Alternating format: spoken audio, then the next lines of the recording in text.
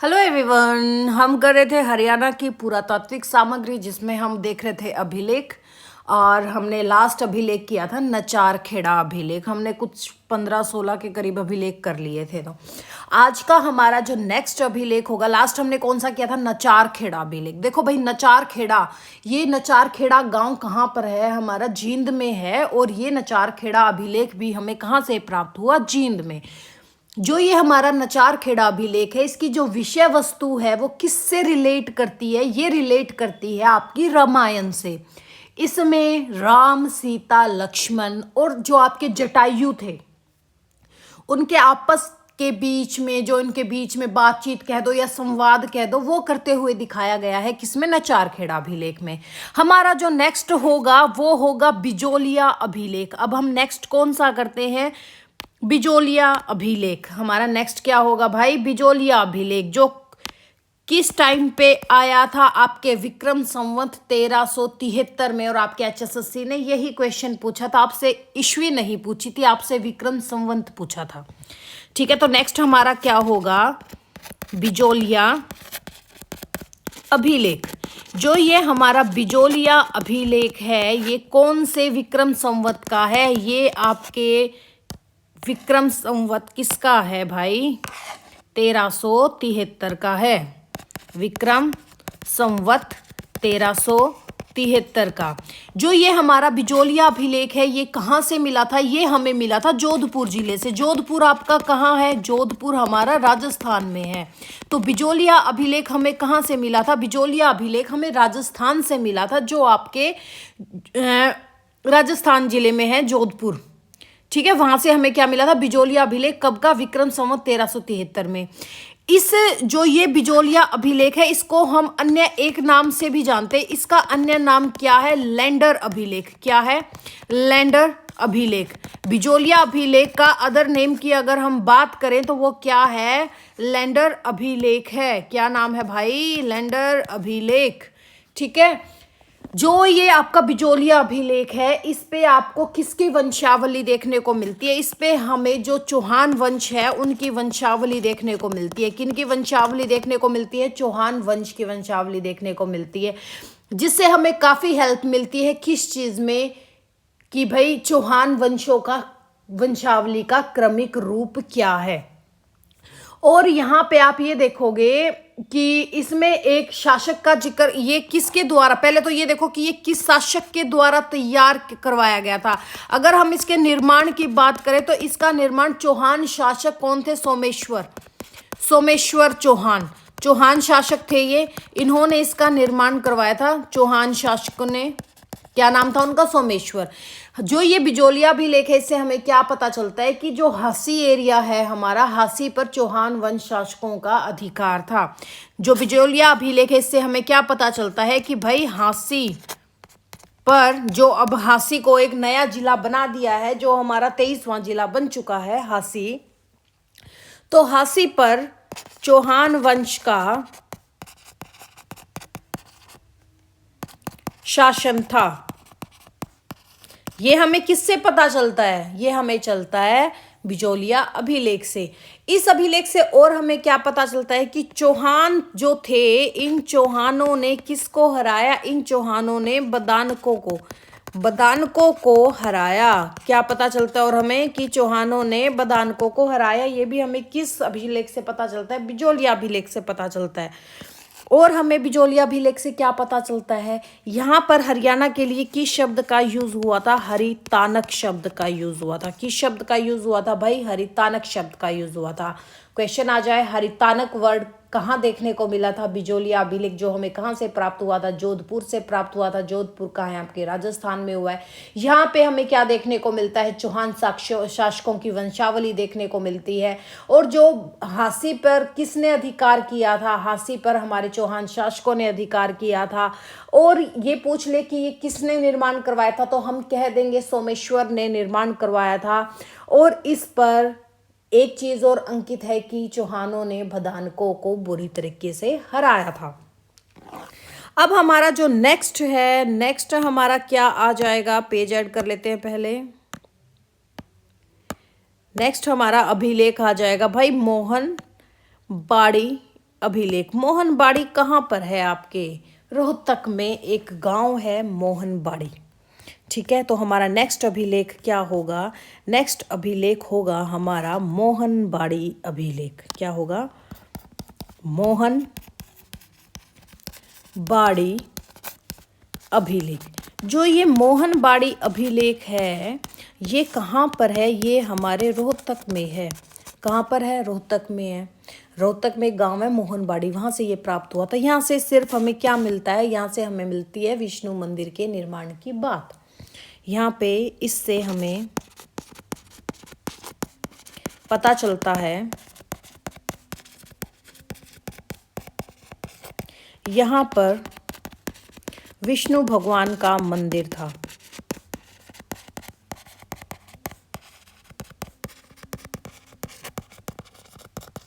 Next हम करते हैं अब लाडनू अभिलेख। लाडनू भी कहाँ पर है? लाडनू भी आपका जोधपुर जिले में ही है। नेक्स्ट हमारा अभिलेख क्या होगा? लाडनू अभिलेख। जो ये लाडनू एरिया है, लाडनू कहाँ पर है? लाडनू भी हमारे जोधपुर में एक जगह है, लाडनू गांव, जोधपुर जिले में। कहाँ पर? राजस्थान में। यहाँ से भी हमें क्या मिलता है? एक अभिलेख मिलता है जिस पर सिर्फ हमें क्या देखने को मिलती है कि एक तो दिल्ली शब्द का वर्णन मिलता है जिसको हम दिल्ली का बोलते थे उस टाइम पे, और एक हरियाणा का मिलता है। उसमें ये बताया गया है लाडनू अभिलेख में कि हरियाणा की राजधानी क्या है? दिल्ली है। ये हमें देखने को मिलता है कि इसमें लाडनू अभिलेख में। तो हम क्या कह सकते हैं? इस अभिलेख में हमें क्या देखने को मिलता है? इन्होंने हरियाणा को क्या बोला? हरिताणक की राजधानी दिल्ली का है। दिल्ली का मीन्स क्या? दिल्ली। दिल्ली का मीन्स दिल्ली और हरिताणक मीन्स हरियाणा। ठीक है, अब ये आ जाएगा कि जो ये दिल्ली है, दिल्ली का निर्माण किसने करवाया था? सबको पता है दिल्ली का निर्माण किन्होंने करवाया था भाई? अनंगपाल तोमर। दिल्ली का तो क्या आ जाएगा? तोमर वंश ने, तोमरों ने करवाया था। ये लिख दो, तोमरों ने करवाया था। जो पृथ्वीराज चौहान या जिसको हम राय पिथेकस बोलते हैं, उनके क्या थे? जो मोहम्मद गौरी के साथ भिड़े थे। कब? 1191-92 में, तराइन के पहले और दूसरे युद्ध में उनके नाना जी थे। ठीक है, जिन्होंने दिल्ली का बसाई। अभी हमारा जो नेक्स्ट अभिलेख है वो कौन सा होगा? हांसी अभिलेख। नेक्स्ट हमारा अभिलेख क्या होगा? हांसी अभिलेख। हांसी जो अभी एक नए जिले के रूप में उभरा है। हिसार और जींद जिले के बीच में आपका क्या पड़ता है? हांसी जिला पड़ता है। ठीक है, हांसी। यहाँ से अब हांसी अभिलेख आप हिसार में नहीं करोगे, अब हांसी अभिलेख आप हांसी डिस्ट्रिक्ट में ही करोगे, क्योंकि हांसी अलग से डिस्ट्रिक्ट बन चुकी है। तो हम क्या कह देंगे? हांसी अभिलेख कहाँ है? हांसी में ही है। ठीक है, बाई चांस अगर एग्जामिनर अपडेट ना करे तो सेकंड प्रायोरिटी पे आप हिसार जाओगे। ठीक है, बट फर्स्ट पे आप हांसी जाओगे, क्योंकि अभी जैसे भाई जिला बनाया तो न्यू एग्जाम में तो न्यू चीज़ को ये करेंगे बच्चों को कंफ्यूज करने के लिए। तो जो हमारा हांसी अभिलेख है ये किससे? देखो, हांसी अभिलेख अभी हम पीछे क्या करके आए थे? बिजोलिया अभिलेख में एक चीज वर्णित थी। क्या वर्णित थी? कि हांसी पर चौहान वंशों का शासक था। तो हम यहाँ पे क्या एक चीज कह सकते हैं कि चौहान वंश के शासक पृथ्वीराज द्वितीय से हांसी अभिलेख का संबंध है। हम यहाँ पे क्या कह सकते हैं? चौहान वंश के पृथ्वीराज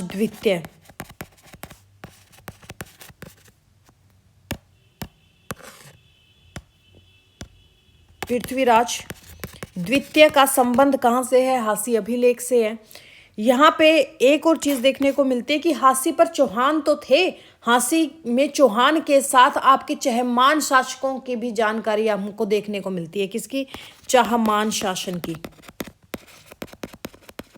और हमें ये देखने को मिलता है कि जब ये पृथ्वीराज द्वितीय था, इसने मुसलमान जब आक्रमण कर रहे थे भाई, जैसे हमारा 1100-1200 का टाइम था, तो उस टाइम पे इसने हांसी में किलाबंदी भी की थी। तो ये किलाबंदी यहाँ पे लिख देते हैं, किलाबंदी करवाई हांसी की। किलाबंदी किसने करवाई? हांसी में किलाबंदी पृथ्वीराज द्वितीय ने करवाई। और यहाँ से हमें ये भी पता चलता है कि फिर पृथ्वीराज द्वितीय ने किलाबंदी करवा के ये अपने, इनके चाचा थे, कौन थे? पृथ्वीराज द्वितीय के चाचा विल्हण को हांसी का किला दे दिया था, मतलब इनको कार्यभार सौंप दिया था हांसी के किले का। ठीक है भाई, ताकि हांसी को किससे बचाया जा सके, मुस्लिम आक्रमणकारियों से बचाया जा सके। फिर हमारा जो नेक्स्ट अभिलेख है वो पालम बावली अभिलेख है। पालम बावली कौन सा है? पालम बावली कौन सा है भाई? पालम बावली कहाँ है? पालम आज के दिन तो दिल्ली में है। पालम बावली अभिलेख, जो ये पालम बावली अभिलेख है, यहाँ पे हमें क्या देखने को मिलता है? यहाँ पे हमें देखने को मिलता है कि दिल्ली शब्द इसी अभिलेख में सबसे पहले देखने को मिलता है एक तो, और दूसरा जो दिल्ली के आसपास का क्षेत्र है उसको हम क्या बोलते थे? हरियाणा क्षेत्र बोलते थे। और फिर इसमें एक और चीज का जिक्र है क्या, कि पहले तोमरों ने दिल्ली पर शासन किया, फिर चौहानों ने दिल्ली पर शासन किया। इस अब जो हमारा ये पालम बावली अभिलेख है, इसमें हरियाणा शब्द की उत्पत्ति किस वर्ड से हुई है? हरियाणक से हुई है, जिसका मीनिंग क्या है? भगवान विष्णु।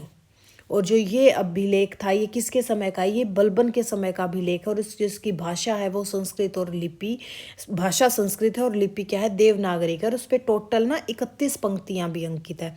ये है पालम बावली की डिटेल। तो हम क्या कह सकते हैं? पालम बावली कौन से विक्रम संवत का था? ये आपके विक्रम संवत वही 1337 का था, जो जिसका आपका बिजोलिया अभिलेख था। 1337 विक्रम संवत का भी आपका क्या था? बिजोलिया अभिलेख भी, और पालम बावली अभिलेख भी विक्रम संवत 1337 इस पर अंकित है। और ये हमारा कहाँ पर है आज के दिन? ये हमारा आज के दिन दिल्ली पर है।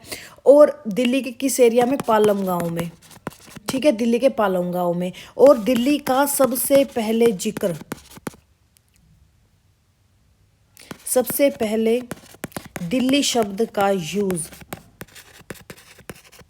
दिल्ली शब्द इसी अभिलेख में देखने को मिलता है। और ये पहला अभिलेख है, ये फर्स्ट अभिलेख है किस चीज़ का? जिसमें ये बताया गया है कि जो दिल्ली के आसपास का एरिया है, दिल्ली के आसपास का क्षेत्र किससे बिलोंग करता है? हरियाणा से बिलोंग करता है। कि दिल्ली के आसपास का क्षेत्र हरियाणा का क्षेत्र था। और इसमें हरियाणा के लिए क्या शब्द यूज किया गया है? हरियाणक। हरियाणक शब्द यूज किया गया, जिसका मतलब क्या है? भगवान विष्णु। जिसका मतलब क्या है? भगवान विष्णु। ठीक है। और ये अभिलेख किसके समय का है? ये अभिलेख बलबन के समय का है, यानी कि आपके दिल्ली सल्तनत काल के समय का है, बलबन के समय का। ठीक है, दिल्ली सल्तनत, बलबन याद होगा थोड़ा बहुत दिमाग में। अगर हम इसकी भाषा की बात करें तो भाषा कैसी है इसकी? संस्कृत है। और इसकी जो लिपि है वो कैसी है? इसकी लिपि, थोड़ा बड़ा कर लेती हूँ वरना ये पेज हिलता ही रहेगा। और अगर हम इसकी लिपि की बात करें तो इसकी लिपि कैसी है? देवनागरी लिपि है। कैसी लिपि है भाई? देवनागरी लिपि है। और बस इतना ही कर लो, बहुत है। फिर नेक्स्ट हमारा जो अभिलेख है वो कौन सा है? बोहरा अभिलेख। बोहरा कहाँ पर है? बोहरा आपके रोहतक में है, बोहरा। ठीक है, बोहरा अभिलेख। बोहरा अभिलेख हमें कहाँ से मिला था? बोहरा अभिलेख हमें रोहतक से मिला था। कहाँ से मिला था भाई? रोहतक से मिला था। और जो ये कौन सा गांव रोहतक में? जो आपका बोहरा गांव है, सबको मतलब आसपास के लोगों को तो पता होगा, नहीं पता हो तो सुन लो। रोहतक में एक गांव है बोहरा, बोहरा से हमें मिलता है बोहरा अभिलेख। यहाँ पे भी हमें क्या देखने को मिलता है भाई? हरियाणा के लिए एक तो हरियाणक वर्ड यूज किया गया था, हरियाणक। और एक और वर्ड यूज किया गया था क्या? हरियंक। क्या यूज किया गया था? हरियंक। यहाँ से सिर्फ यही देखने को मिलता है। फिर हमारा एक अभिलेख है क्या? प्राचीन शिव मंदिर अभिलेख। कौन सा? प्राचीन शिव मंदिर अभिलेख। जो ये प्राचीन शिव मंदिर अभिलेख है, ये हमें कहाँ से मिलता है? ये हमें करनाल में एक गांव है, कौन सा? बहलोलपुर। कौन सा है भाई? बहलोलपुर। जो ये बहलोलपुर गांव है कहाँ पर है? करनाल है। और यहाँ से हमें क्या देखने को मिलता है? प्राचीन शिव मंदिर का अभिलेख मिलता है, जिसमें आपकी मौर्यन लिपि देखने को मिलती है।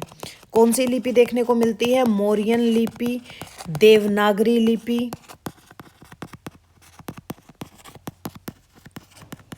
और आपकी मूलीय लिपि।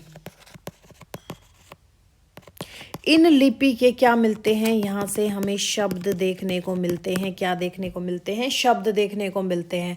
अगर हम बात करें कि मौर्यन लिपि, देवनागरी लिपि या मूल्य लिपि के शब्द हमें कहाँ से देखने को मिलते हैं, तो हम कह देंगे करनाल के बहलोलपुर में हमें एक अभिलेख मिला था। कौन सा? प्राचीन शिव मंदिर का अभिलेख।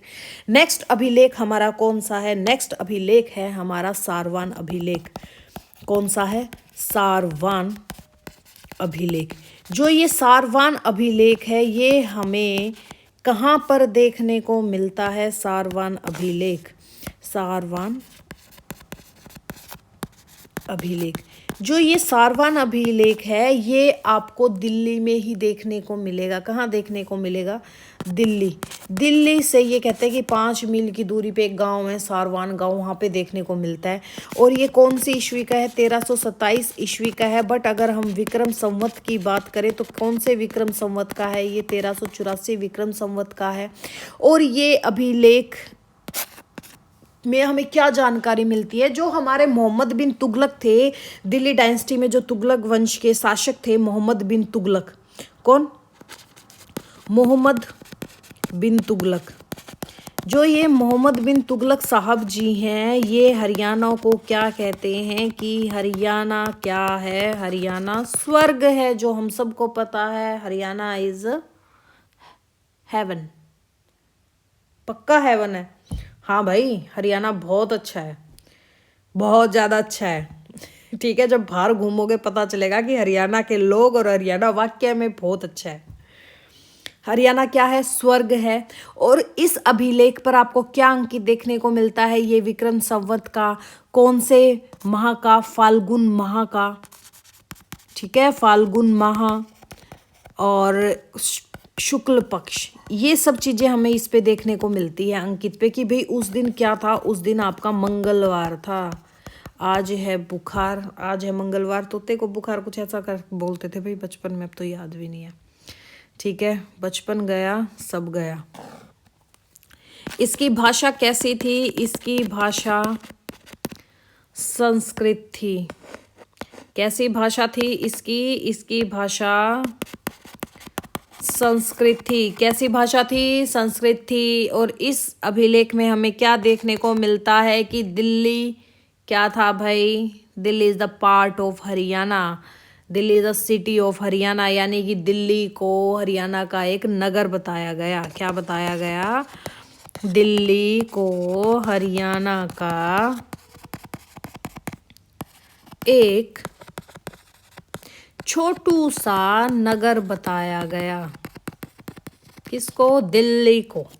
ठीक है, नेक्स्ट अभिलेख कौन सा है? अगर हम नेक्स्ट अभिलेख की बात करें तो एक अभिलेख आप करिए। हमने एक मोहनबाड़ी अभिलेख किया था जो हमारे कहाँ था? रोहतक में बताया था आपको। रोहतक झज्जर एरिया, पहले रोहतक एरिया में था बट नाउ भाई ये झज्जर में है। तो एक अभिलेख हम आज करते हैं। कौन सा? मोहनबाड़ी व गुरुवाड़ा अभिलेख। कौन सा? जहाँ पे आपके विष्णु मंदिर का उल्लेख आपको देखने को मिला था 8वीं से 11वीं शताब्दी में। और शायद यही मोहनबाड़ी में मैं आपको करवा चुकी क्या? मोहनबाड़ी, जहाँ तक मुझे याद आ रहा है कि जैसे मैंने मोहनबाड़ी करवा दिया हो भाई। हाँ, यहाँ से देखो हमें विष्णु भगवान के मंदिर का ये हम कर चुके हैं। यहाँ पे एक इसके साथ एक और लिख लो। क्या? गुरावड़ा अभिलेख, क्योंकि याद आ गया मुझे गुरावड़ा अभिलेख। ये रोहतक झज्जर दोनों ऑप्शन में आ सकते हैं, तो दोनों को ही याद कर लेना। और यहाँ पे जो ये विष्णु मंदिर मिला था ये कौन से टाइम का मिला था? ये हमें मिला था 8वीं से 11वीं शताब्दी के बीच का। ठीक है, यहाँ से हमें ये जानकारी मिलती है। अगर अब हम नेक्स्ट अभिलेख की बात करें तो नेक्स्ट अभिलेख हमारा कौन सा होगा? नेक्स्ट अभिलेख हम करते हैं चहामान अभिलेख करते हैं। चहामान अभिलेख कह दो या इसको अर्णोराज अभिलेख कह दो, दोनों एक ही अभिलेख है। कौन सा? अर्णोराज अभिलेख लिख लो। चलो, अर्णोराज। अर्णोराज अभिलेख, या हम इसी को बोल सकते हैं क्या? चहमान अभिलेख। क्या बोल सकते हैं? चहमान अभिलेख। जो ये अर्णोराज अभिलेख या चहमान अभिलेख है दोनों एक ही है भाई। यहाँ से सिर्फ आप एक चीज याद रखना, यहाँ पे हरियाणा को क्या बताया गया है? हरियाणा बताया गया है, अणे की जगह ना आया है बस। और इसमें एक चीज और बताई गई है क्या? कि जो हमारे मध्यकालीन अभिलेखीय स्रोत हैं वहां पर हमें रोहतक रोहतक से 12 शिलालेख मिले हैं। क्या मिले हैं? 12 शिलालेख। कहाँ से? रोहतक से। और महम से 10, महम से 10, झज्जर से 11, पानीपत से 12,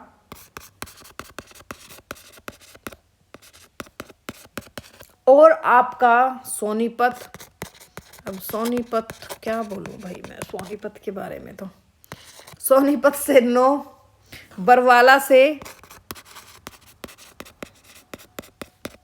2, हिसार से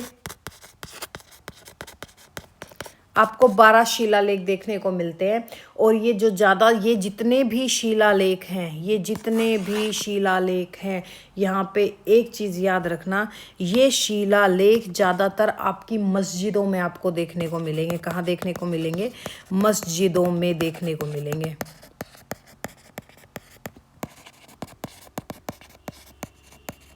इन सबको याद रख लेना, ठीक है।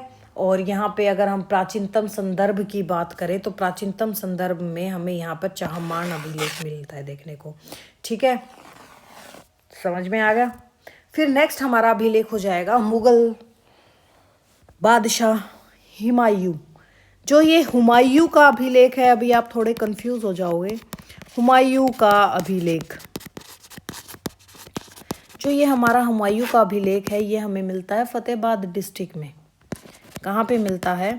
फतेहाबाद डिस्ट्रिक्ट में मिलता है, जो फतेहाबाद तुगलक ने बसाया था अपने बेटे के जन्म होने पर, ठीक है। फतेहाबाद डिस्ट्रिक्ट में मिलता है। कहाँ पर मिलता है? फतेहाबाद डिस्ट्रिक्ट में भी आपकी एक मीर शाह की मज़ार है, संत मीर शाह की मज़ार। वहाँ पे हमें ये देखने को वहाँ से प्राप्त हुआ था। कहाँ से प्राप्त हुआ था? संत मीर शाह की मज़ार। क्वेश्चन आ जाए संत मीर शाह की मज़ार कहाँ है? संत मीर शाह की मज़ार कहाँ है? एक क्वेश्चन में 2 क्वेश्चन है, फतेहाबाद में है, ठीक है। इस अभिलेख से हमें क्या पता चलता है कि जो ये हुमायूं था, शेरशाह सूरी ने जब इसको 1540 में, जब हमारा चौसा का युद्ध हुआ 1539-40 में, तब हुमायूं भाग गया था भाई।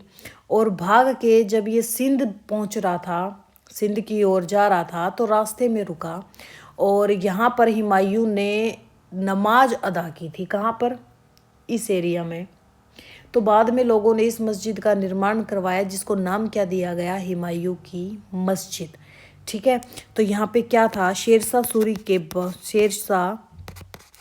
सूरी से हारने के बाद इस रास्ते से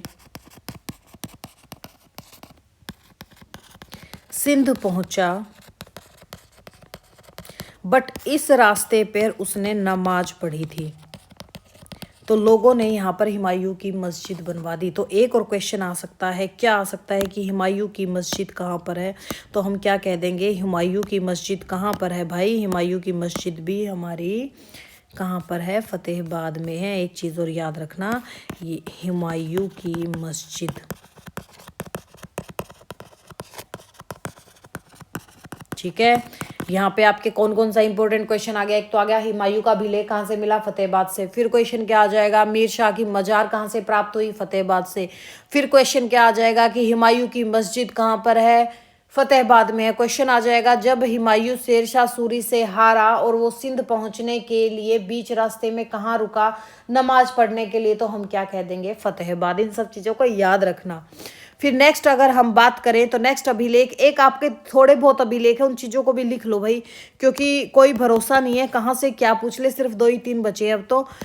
प्राण विहार अभिलेख, जो ये प्राण विहार अभिलेख है आपका, ये कहाँ से मिला? ये इंपॉर्टेंट क्यों हो जाता है? ये हमें मिला था कंबोडिया से। कंबोडिया से कब मिला? 11वीं शताब्दी में मिला। कब मिला? 11वीं शती में मिला या शताब्दी में मिला।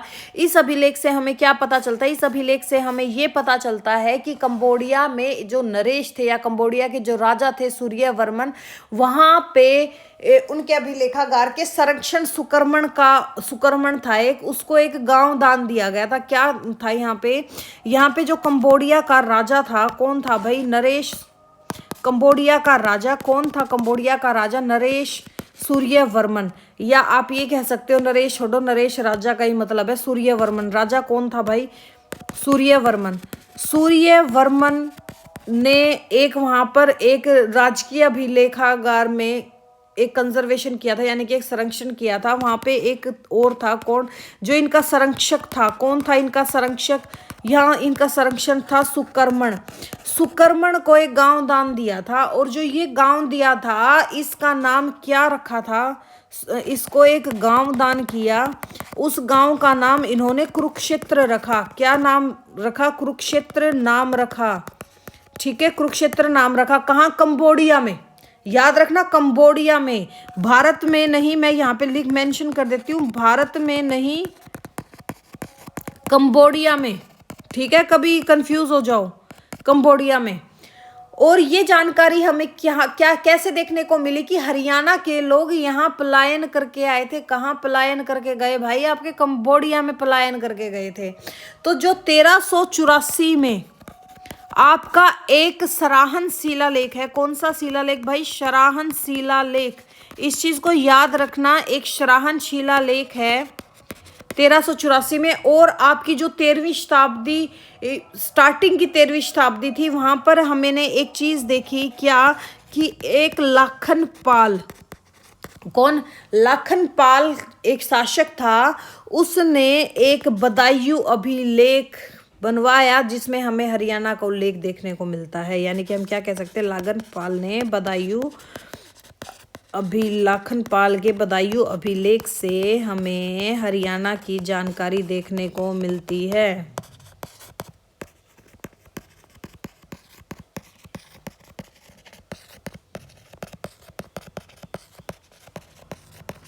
क्या मिलती है भाई? हमें हरियाणा की जानकारी देखने को मिलती है कब? 13वीं शताब्दी की स्टार्टिंग में। ठीक है, नेक्स्ट अगर हम बात करें एक और अभिलेख की, तो वो आ जाएगा आपका मैत्रक राजा ध्रुवसेन प्रथम का अभिलेख। किसका? ध्रुवसेन प्रथम का अभिलेख।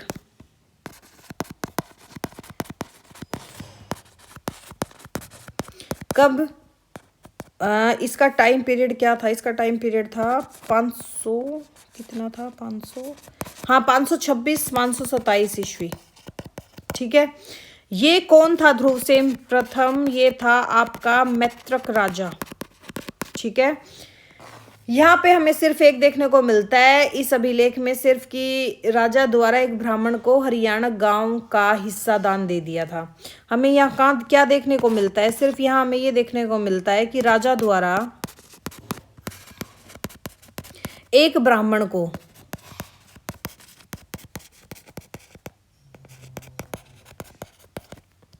हरियाणक गांव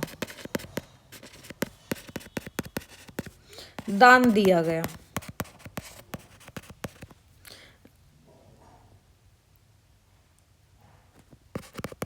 ये हमें देखने को मिलता है। और हमारा नेक्स्ट क्या हो जाएगा? लास्ट ही अभिलेख है ये हमारा हमारा कौन सा भाई? भरतपुर राजस्थान का अभिलेख। कौन सा? भरतपुर अभिलेख। जो ये भरतपुर अभिलेख है, ये भरतपुर एरिया कहाँ देखने को मिलता है? भरतपुर एरिया आपके राजस्थान में है। कहाँ पर है? राजस्थान में है। जो ये भरतपुर अभिलेख है, इसी को हम क्या बोलते हैं? कमान अभिलेख भी। क्या बोलते हैं? कमान। शिलालेख कह दो इसको, आप अभिलेख मत कहो, इसको हम शिलालेख कहेंगे। ये शिलालेख था, शिलालेख। ठीक है, इसको हम अभिलेख नहीं बोलेंगे, इसको हम बोलेंगे कमान शिलालेख। ठीक है, ये एक शिलालेख था। जो ये हमारा शिलालेख है, ये हमें किसकी जानकारी देता है? ये हमें राजा हर्षवर्धन की जानकारी देता है। किसकी जानकारी मिलती है हमें यहाँ से? राजा हर्षवर्धन की जानकारी हमें देखने को मिलती है। और इसके अंतर्गत ये बताया गया था कि जो ये हमारा शिलालेख है, इसके दो भाग हमें पार्ट देखने को मिलते हैं। इसके हमें दो भाग मिलते हैं। दो भाग में आपका एक भाग तो है रोहतक के ब्राह्मण का कुक्का का। ठीक है, का ही है बस, का याद रख लेना, का। ठीक है, कमान से हमें क्या मिलता है? कुका। ठीक है, काक कुका याद कर लेना अब, काक कुका।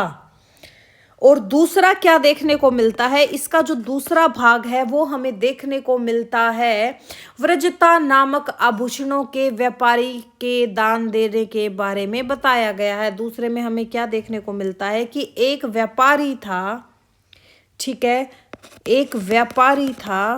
कौन व्यापारी था, मुझे भी नहीं पता कौन व्यापारी था, उसने व्रजता नामक आभूषण दान किया था।